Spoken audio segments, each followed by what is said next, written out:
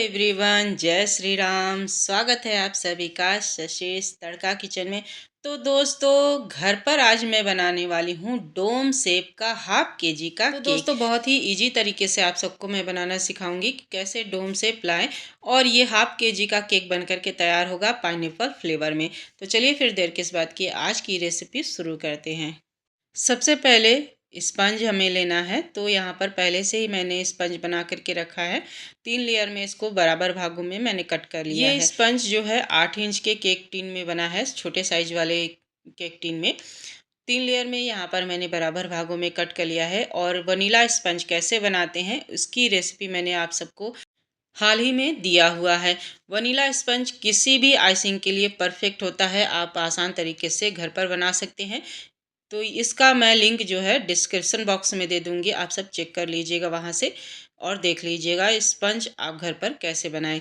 तो सबसे पहले टर्न टेबल पर थोड़ा सा हम व्हिप क्रीम लगा देंगे और अच्छे से उस पर स्पंज अपना चिपका लेंगे।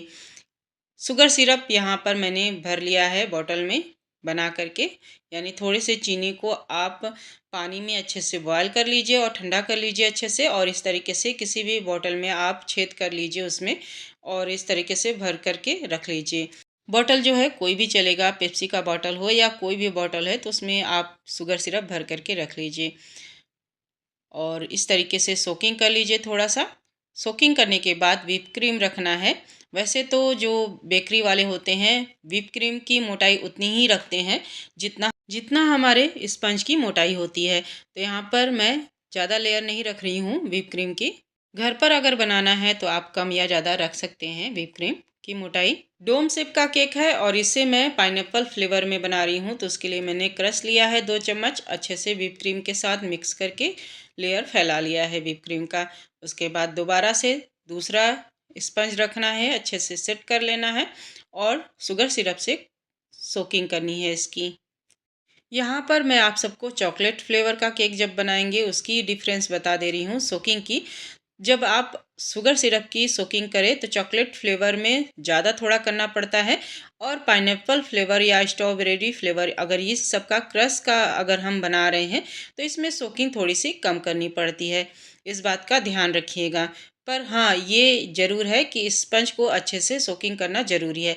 तकरीबन 3 लेयर का अगर हम स्पंज लगा रहे हैं तो तीनों लेयर के स्पंज में शुगर सिरप की सोकिंग जो है टोटल हाफ कप के जितना लग जाता है, यानी कॉफ़ी मग जो होता है उसका आधा शुगर सिरप इसमें स्पंज में लग जाता है। तो इस बात का ध्यान रखिएगा। उसी तरीके से अंदाजे से आप इस पे सोकिंग कीजिएगा शुगर सिरप की, क्योंकि स्पंज मॉइस्ट हो अच्छे से, इस बात का भी ध्यान हमें ज़रूर रखना चाहिए।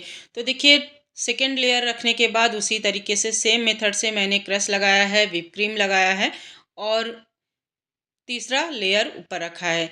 हमेशा इस बात का ध्यान रखिएगा जो सबसे नीचे का केक का हमारा लेयर निकलता है वो टॉप फ्लोर पर रखा जाता है ताकि केक की फिनिशिंग अच्छे से आए।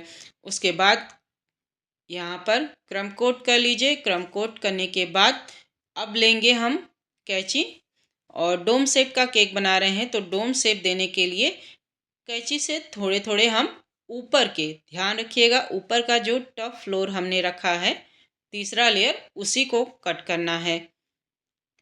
तो टॉप फ्लोर वाले स्पंज को इस तरीके से कट कर लीजिए। तो थोड़ा थोड़ा इस तरीके से देखिए आप कट कर लीजिए। जहाँ पर थोड़ा सा अधिक लग रहा है कि बाहर निकला हुआ है तो आप थोड़ा सा कट कर लीजिए।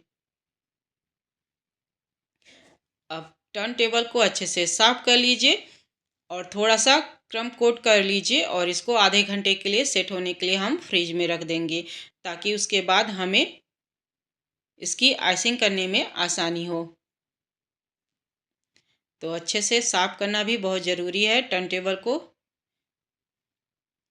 उसके बाद व्हिप क्रीम लगाएंगे, क्रम कोट करेंगे और आधे घंटे के लिए सेट होने के लिए रखेंगे फ्रिज में, तभी इसके ऊपर से अच्छे सी फिनिशिंग आएगी। तो यहाँ पर पैचुला की सहायता से मैं इसको स्मूथ कर लेती हूँ। जब भी आप पैचुला को पकड़े तो हल्के हाथों से पकड़े और जितनी बार आप फिनिशिंग दे रहे हैं पैचुला को भी उतनी बार साफ करते जाएं। तो देखिए आधे घंटे हो गया है। आधे घंटे बाद मैंने यहाँ पर वापस से इसकी आइसिंग शुरू कर दी है और अच्छे से चारों तरफ क्रीम लगा देंगे। जैसे कि मैंने पहले ही कहा कि अंदर आप चाहे तो व्हिप क्रीम की थिकनेस जो है कम रख सकते हैं, क्योंकि डोम शेप में ऊपर के लेयर में हमें क्रीम बहुत ज़्यादा मात्रा में लगाना पड़ता है ताकि इसकी शेप प्रॉपर आ सके। तो घर पर बना रहे हैं तो आप इस तरीके से कम कर सकते हैं। फिर भी मैंने थोड़ा सा ऊपर भी कम क्रीम लगाया है ताकि फिनिशिंग बस अच्छे से आ जाए, और नहीं तो आप ज़्यादा भी इस्तेमाल कर सकते हैं, तभी फिनिशिंग अच्छे से आती है। अगर आपको एकदम नहीं आता है केक बनाना तो आप क्रीम ज़रूर लगा लीजिएगा। और मैंने यहाँ पर स्क्रैपर ले लिया है, और जितनी बार आप स्क्रैपर से साफ़ करेंगे क्रीम को, उतनी बार स्क्रैपर को अच्छे से हमें साफ़ करना होता है। क्लीन करने के बाद ही दोबारा से स्क्रैपर को हम यूज करेंगे। तो जितना एक्स्ट्रा क्रीम निकलता है उसे साफ़ करते जाइए अच्छे से, और चिकना स्मूथ करते जाइए केक को। तो थोड़े थोड़े मैं इस तरीके से टर्न टेबल को घुमाती जाऊंगी और इसको स्मूथ चिकना करती जाऊंगी। स्क्रैपर को इस तरीके से आप फोल्ड करिए और हल्का सा बस हाथ लगाते हुए चिकना करिए। जहाँ भी आपको लग रहा है कि एक्स्ट्रा क्रीम है उसको निकाल दीजिए अच्छे से। और अगर कहीं से आपको ज़्यादा क्रीम टेढ़ा लग रहा है केक, तो उस वहाँ पर आप क्रीम यानी व्हिप क्रीम लगा करके आप अच्छे से मैनेज कर सकते हैं उसको। अच्छे से चिकना करने के बाद अब यहाँ पर थोड़ा सा मैंने क्रीम रख लिया था, उसमें थोड़ा सा येलो कलर मैंने मिला दिया है। तो मेरे पास फूड कलर था, अच्छे से थोड़े से व्हिप क्रीम में मैंने मिक्स कर लिया है।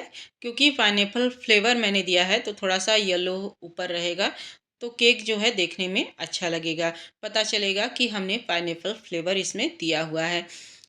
अब वापस से यहाँ पर मैंने येलो क्रीम लगा लिया है अच्छे से, और टर्न टेबल को लगाने के बाद मैंने साफ़ कर लिया है। साफ़ करके अब फिर से वापस से स्क्रैपर की सहायता से इसे हम चिकना करेंगे।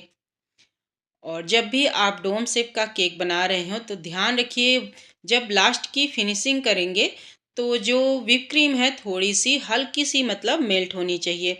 ज़्यादा ना वो हार्ड होनी चाहिए और ना ज़्यादा मेल्ट होनी चाहिए, यानी बीच की आपको क्रीम लेनी होती है, तभी इसकी फिनिशिंग अच्छे से आती है। और स्क्रैपर का इस्तेमाल जितनी बार आप करेंगे उतनी बार आपको स्क्रैपर को अच्छे से साफ़ करना होता है, तभी आपकी जो फिनिशिंग है अच्छे से आएगी। और ये लीजिए, यहाँ पर बिल्कुल स्मूथ अच्छे से शेप में बन गया है डोम शेप का केक हमारा। और ये केक हाफ केजी का है, मैंने पहले भी बताया।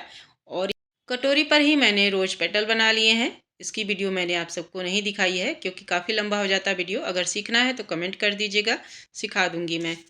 और लीफ बनाने के लिए मैंने तुलसी के पत्तों का इस्तेमाल किया है क्योंकि मेरे पास ग्रीन कलर था नहीं, और इसको मैंने डेकोरेशन इस तरीके से कर लिया है। तो जहाँ भी खाली था वहाँ पर इस तरीके से तुलसी के पत्ते मैंने लगा दिए हैं। तो आप भी घर पर इस तरीके से छोटे छोटे आइडियाज़ इस्तेमाल कर सकते हैं और बना सकते हैं सुंदर केक। तो लीजिए दोस्तों, पाइनएप्पल फ्लेवर डोम शेप में हाफ केजी का केक बन करके तैयार है। फाइनल लुक आप सबके सामने है। पहली बार में ही मेरा ये केक परफेक्ट मैं बोल सकती हूँ बन करके तैयार है।